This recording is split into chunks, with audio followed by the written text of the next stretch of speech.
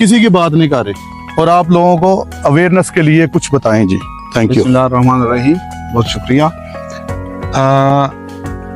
आज दोबारा इसी गांव में ताली बिरका में मेरे फार्म पे हम कंपैरिजन के लिए आए हैं, जो ट्रीटेड एरिया है और जो नॉन ट्रीटेड एरिया उसमें फ़र्क देख सकें।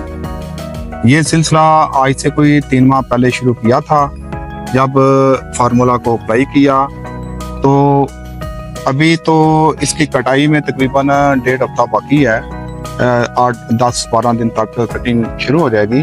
तो हतमी जो वजन है वो क्वांटिफाई हो जाएगा कि कितना फ़र्क आया है, लेकिन पैरामीटर सारे पॉजिटिव हैं। कलर वाज़िया फ़र्क के साथ है। इस वक्त के साथ साथ ये जो फ़र्क है ट्रीटेड और नॉट ट्रीटेड का, वो क्लियर हुआ है। पहले से जब भी विजिट किया तो तमाम पैरामीटर हैं जो वो पॉजिटिव रहे हैं।